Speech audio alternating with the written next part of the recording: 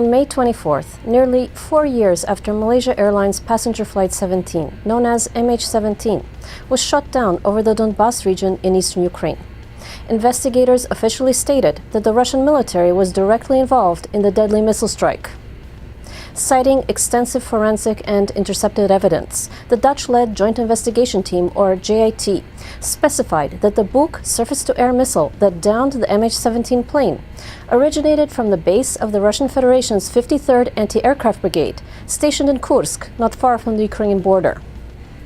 The investigators traced the route of a Russian army convoy that carried the mobile missile launcher from which the missile was fired.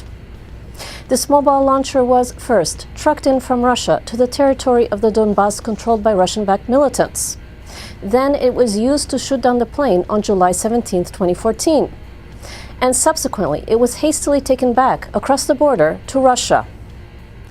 All 298 passengers and crew aboard the MH17 Boeing 777 passenger jet were killed.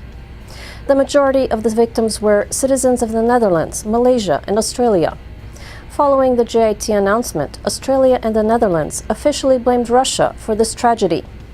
And the governments of those countries are said to be moving toward taking legal action to, quote-unquote, hold Russia responsible for its role in the downing of the plane and the deaths of innocent civilians. Австралія і Нідерланди вимагають, аби Росія вступила у переговори щодо своїх дій і компенсацій. Ми вимагаємо відповідей, чому таку високотехнологічну сучасну зброю російської армії, як ракета «Бук», привезли на схід України, на підконтрольну проросійським сепаратистам територію і збили нею цивільний літак. А потім цю зброю терміново доправили назад до Росії, далі від місця катастрофи, намагаючись перешкодити розслідуванню. In a parallel investigation, an independent Bellingcat investigation team has confirmed the conclusions of the JIT investigation and has specifically identified at least one Russian operative directly involved in the downing of the MH17 plane. This person is Oleg Ivannikov, codename Oraon, an officer of the General Staff of the Russian Ministry of Defense. The JIT team has also narrowed its pool of specific suspects in this case, but it is not releasing any information about their identities at this point, so as not to compromise its investigation. Було 100 осіб, які розглядалися міжнародною слідчою групою в рамках розслідування цього кримінального провадження.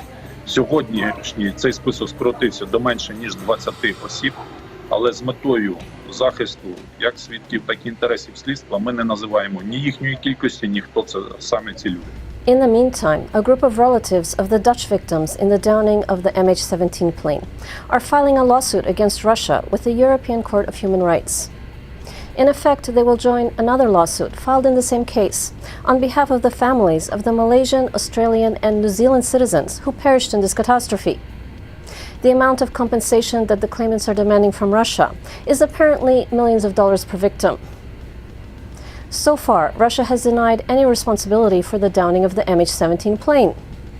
NATO and the European Union have called on Russia to take responsibility for the catastrophe.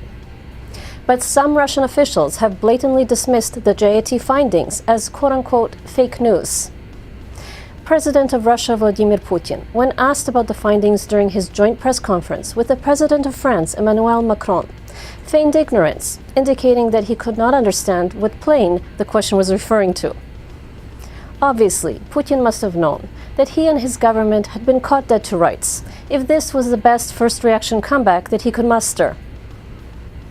Проходит как в день, когда нидерландская комиссия огласила по Донбассу. Monsieur le Président Poutine, quelle est votre réaction tout d'abord? Какова ваша реакция была, президент Путин, на это решение? Извините, пожалуйста. Вот решение, о каком решении вы говорили, я так и не понял. Что за решение? О каком самолете идет речь? Я не понимаю. However, according to experts, the evidence gathered by the JIT will make it virtually impossible for Russia to convince international courts that it is innocent. After all, much to the surprise and certainly the horror of the Russian Federation, the actual missile that hit the plane was found, with all of its serial and identification numbers intact. Of critical importance will be whether the courts find the tragedy to be the result of an unintentional wartime accident or of a deliberate act of terrorism on the part of the Russian military. In the latter case, ultimate responsibility for this crime would likely be placed on the shoulders of the Russian president himself. I'm Tania Stech, and this was Ukraine in a News. Канал 1+1 тепер доступний на Bell International Programming.